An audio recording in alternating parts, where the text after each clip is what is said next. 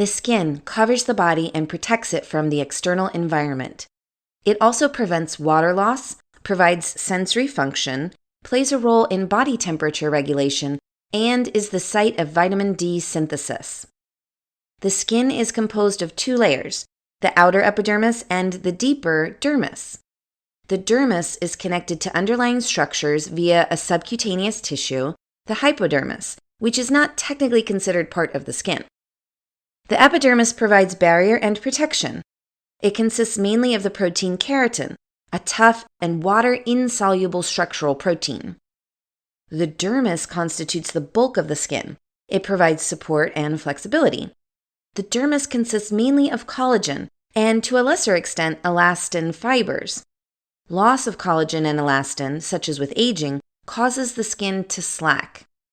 The boundary surface between the epidermis and dermis is not flat but wavy, meaning the two tissues interlock, strengthening their connection. With age, this boundary flattens and the skin becomes more fragile. The dermis is well vascularized and contains sensory nerves, hair follicles, sebaceous glands, and sweat glands.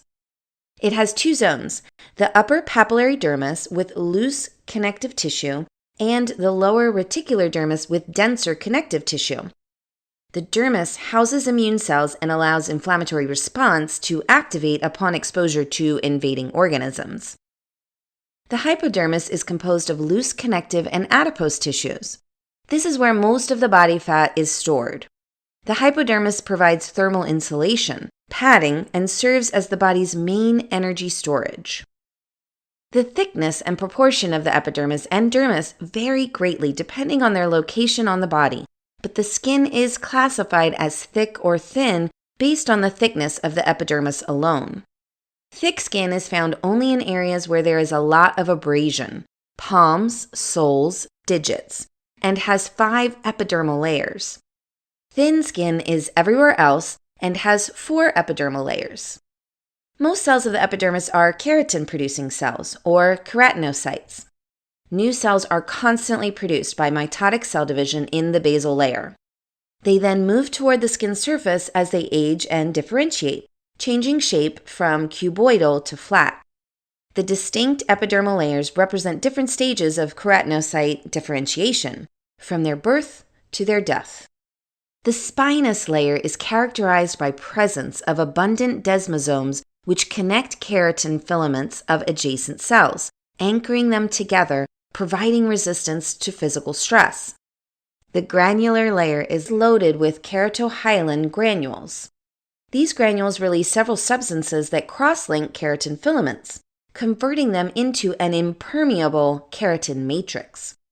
This process is known as cornification or keratinization, the result of which is the most superficial layer, the cornified layer, about 30 cells thick.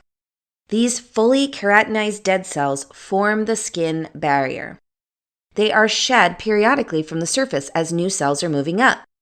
The entire epidermis is replaced every 30 to 40 days.